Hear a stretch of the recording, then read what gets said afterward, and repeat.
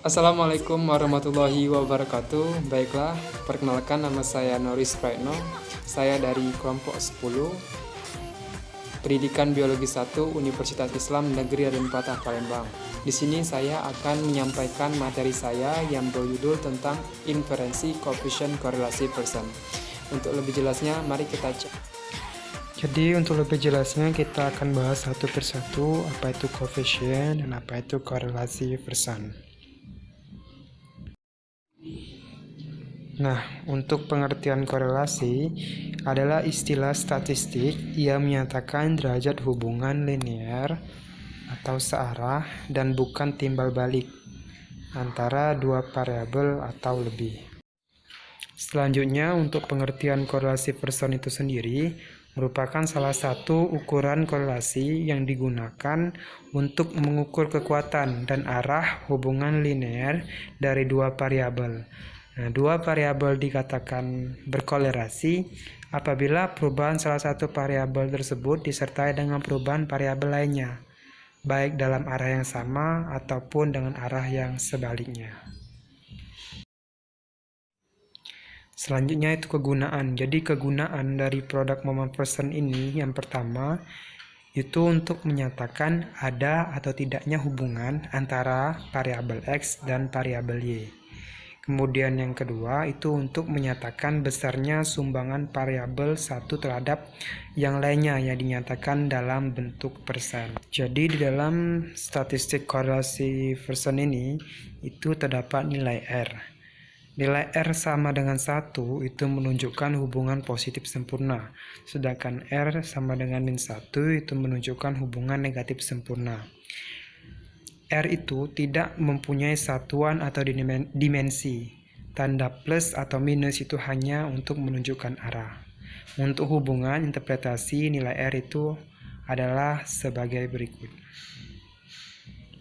Nah, berikut ini adalah hubungan interpretasi dengan nilai R. Jadi, R sama dengan 0 itu artinya tidak ada korelasi. Sedangkan R sama dengan 0 sampai dengan 0,25 itu korelasinya sangat lemah. Sedangkan R sama dengan 0,25 sampai 0,50 itu korelasinya cukup. Dan 0,50 sampai 0,75 itu korelasinya kuat. Sedangkan R sama dengan 1 itu artinya korelasinya itu sangat sempurna.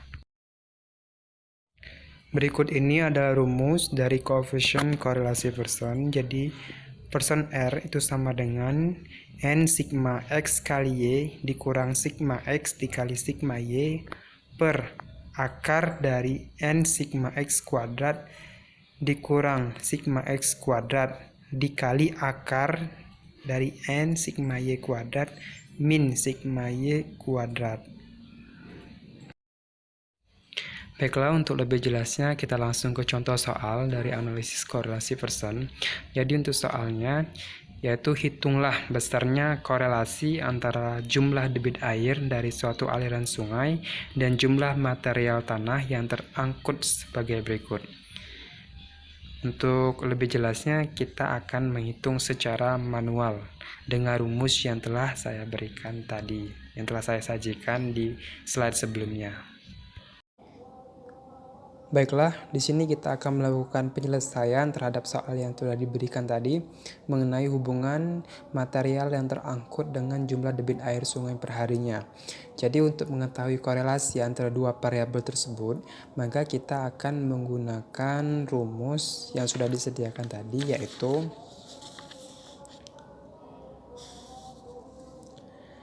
R sama dengan N atau jumlah dari sigma X Y min kita buka kurung sigma X tutup kurung sigma Y tutup kurung per akar dari kurung N sigma X kuadrat min buka kurung sigma Y sigma X tutup kurung kuadrat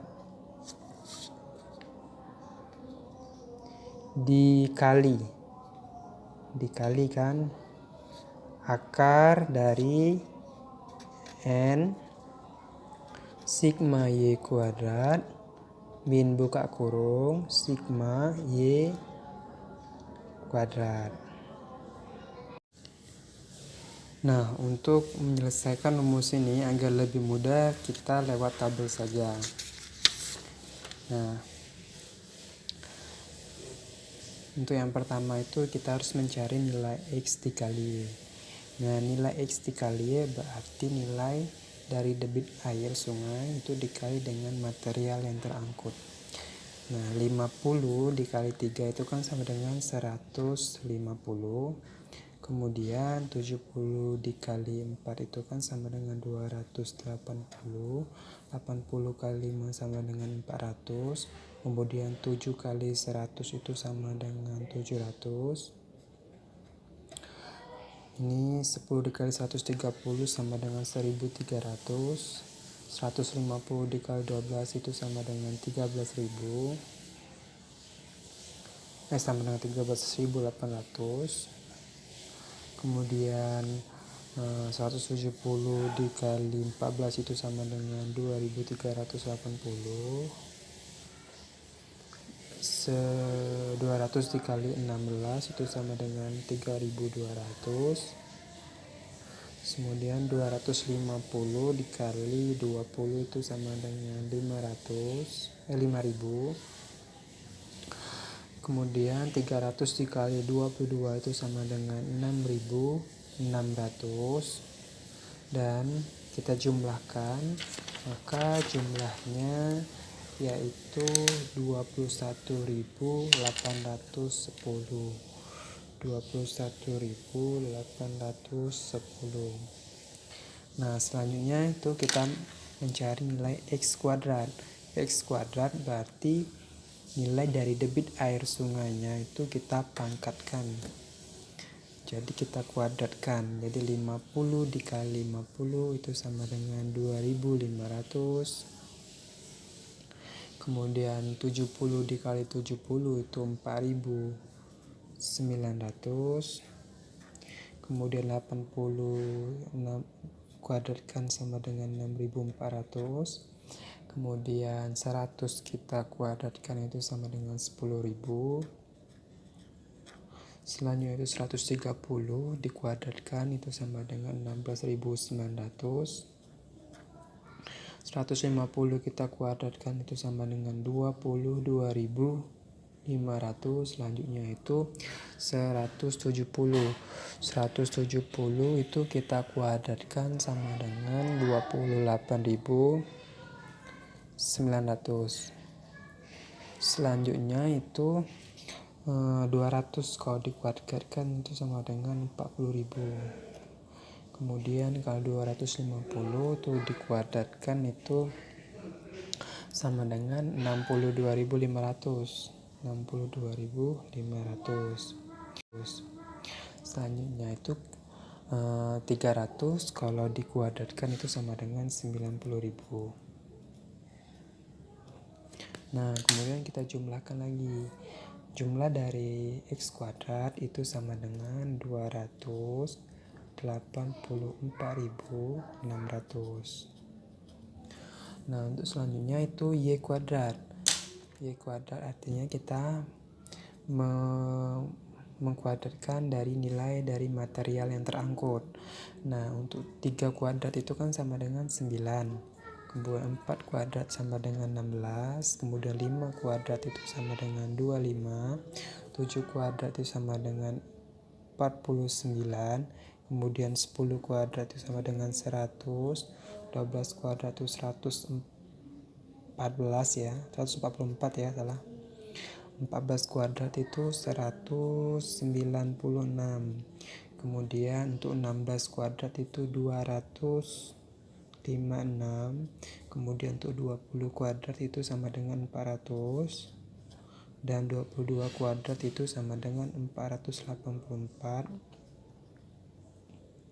Dan saat kita jumlahkan setelah itu, jumlahnya yaitu 1679.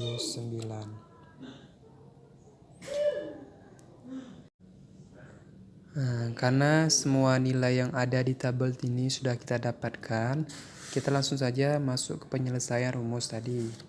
Nah, untuk nilai N sendiri yaitu jumlah. Nah, N ini kan sama dengan 10 ya.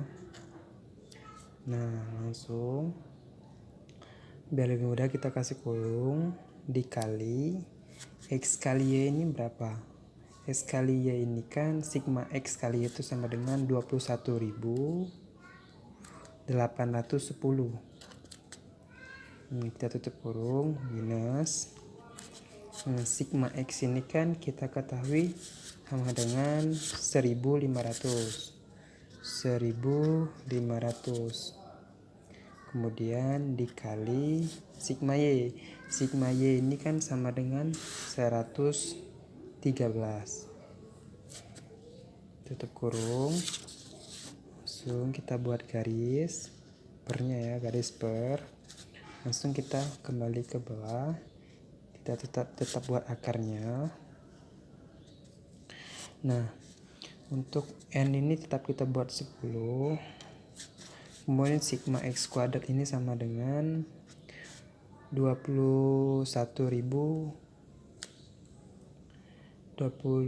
sigma X kuadrat ya 284.600. Nah, 284.600 kurangnya nih sigma X. Sigma X ini kan sama dengan 113 kita pangkatkan 2. Sigma X ini kan 1500 ya, itu kan yang tadi saya sebutkan tuh sigma Y 1500. Nah, tekankan 2. Kemudian kita buat jenis perkalian, kita buat akar lagi. Nah, di sini kan ditanya N lagi 10, kemudian sigma Y kuadrat. Sigma Y kuadrat ini kan tadi sama dengan 1679 sekali 1679.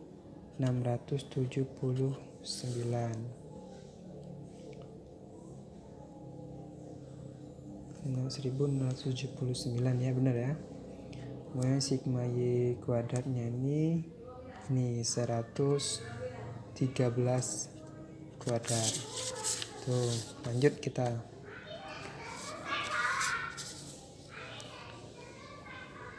Lanjut.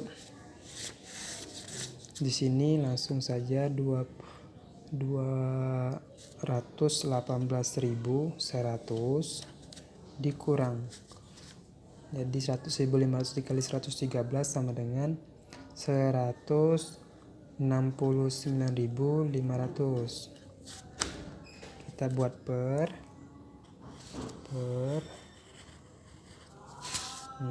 Kita buat akarnya, kita tetapkan 2 juta. Ini kan dikali 284.600 dikali 10 jadi 2.846.000.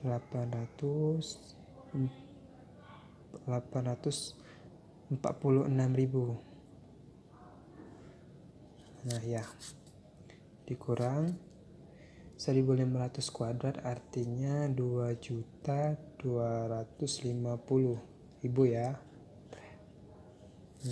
Tinggal kita kalikan 1679 akarnya kita buat juga dikali 10 sama dengan 16.790 dikurang 113 kuadrat 12.769. Nah, kita buat yang ke bawah sama dengan lagi 218.000 pernya jangan lupa 218.100 dikurang 169.500 itu kan sama dengan 48.600. Akar ini kan sama-sama di akar, kita boleh menjadikannya satu akar supaya lebih mudah. Nah, tapi kita tetap satu akar. Jadi hasilnya nanti kayak gini. Akar 596.000 kurang ya, dikali ini berapa, 4.021 sama dengan yang atas kita tetapkan 48.600 per, kan karena dikali dia jadi agak besar hasilnya, 2.396.516. Ya salah, 2.396.516.000. Salah ya. Langsung kita 48.000 bagi 48.600, akar dari 2 juta ini sama dengan 48.954 dan hasilnya adalah 0,99. Nah, karena nilai R-nya itu sudah diketahui yaitu 0,99, artinya itu untuk mengetahui parameter korelasi antara hubungan X dan Y itu kan diketahui dari nilai R inilah. Nah, jika nilai R ini yaitu tinggi, artinya dia memiliki korelasi atau hubungan antara X dan Y itu tinggi. Nah, 0,99 ini sesuai dengan tabel yang sudah ditampilkan di slide tadi, bahwa 0,99 ini sudah termasuk dengan korelasi yang tinggi. Artinya hasil R ini menunjukkan korelasi tinggi antara debit air dengan jumlah material yang terangkut. Nah, selanjutnya itu untuk mengetahui besarnya pengaruh debit air sungai terhadap besarnya material terangkut itu, maka dapat dilakukan dengan menggunakan koefisien determinasi. Nah, koefisien determinasi itu sangat mudah, yaitu dengan masukkan koefisien determinasi itu sama dengan R kuadrat dikali 100%. R kuadrat itu kan sama dengan 0,99 kan, dikuadratkan dikali 100%. Langsung saja 0,99 kuadrat dikali 100% itu sama dengan 98%. Nah, dari angka tersebut dapat disimpulkan berarti material tanah 98% itu ditentukan oleh faktor debit air sungai, dan sisanya itu ditentukan oleh faktor lainnya. Nah, berikut ini contoh dari penggunaan statistik dalam menganalisa korelasi antar fenomena geosfer. Oke, bagaimana dengan materi pembelajaran koefisien korelasi persen? Mudah kan? Dan saya harap apa yang sudah saya sampaikan pada slide-slide sebelumnya itu bermanfaat buat teman-teman sekalian. Oke, sampai jumpa. Semoga bermanfaat.